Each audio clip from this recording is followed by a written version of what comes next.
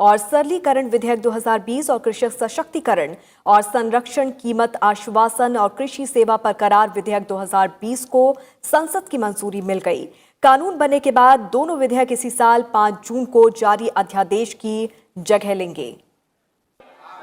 किसानों के सशक्तिकरण और कृषि सुधार से जुड़े 2 विधेयक राज्यसभा से रविवार को पारित हो गए। विधेयक पर चर्चा का जवाब देते हुए केंद्रीय कृषि मंत्री नरेंद्र सिंह तोमर ने दोनों विधेयकों को ऐतिहासिक बताते हुए कहा कि इससे किसानों की जिंदगी में क्रांतिकारी बदलाव आएगा। उन्होंने किसानों को भरोसा दिलाया कि सरकारी खरीद और न्यूनतम समर्थन मूल्य की व्यवस्था जारी रहेगी। जब लोकसभा में चर्चा हो रही थी तो इस प्रकार की शंका कुछ मित्रों ने व्यक्त की। उस समय भी मैंने कहा था और माननीय प्रधानमंत्री जी ने भी देश को आश्वस्त किया है कि न्यूनतम समर्थन मूल्य का इस विधेयक से कोई भी लेना देना नहीं है। न्यूनतम समर्थन मूल्य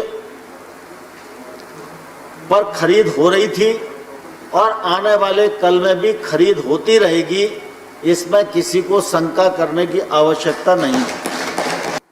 विधेयकों को विचार और पारण के लिए पेश करते हुए केंद्रीय कृषि मंत्री ने कहा कि अब किसान अपनी मर्जी का मालिक होगा। किसान को अपना उत्पाद मनचाही कीमत और व्यक्ति को बेचने की आजादी होगी। उन्होंने कहा कि इससे बाजार में प्रतिस्पर्धा बढ़ेगी, किसानों को उत्पादन का उचित मूल्य मिलेगा।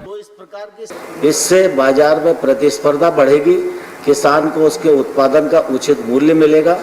ये विधेयक कृषि के क्षेत्र में जो फसल बेची जाएगी उसका 3 दिन में किसान को भुगतान हो, यह भी प्रावधान करते हैं।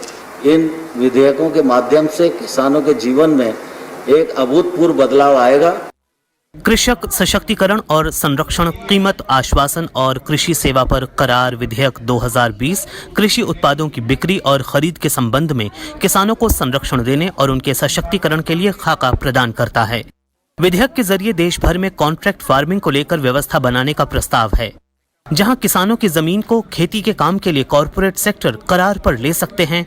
वहीं इसमें किसानों की जमीन सुरक्षित रहेगी और फसल खराब होने पर उसके नुकसान की भरपाई किसानों को नहीं बल्कि समझौता करने वाले पक्ष या कंपनियों को करनी होगी। इसमें करार करने वाली कंपनी को प्राकृतिक आपदा या महामारी की वजह से दाम में कमी होने पर भी न्यूनतम गारंटी मूल्य देना होगा।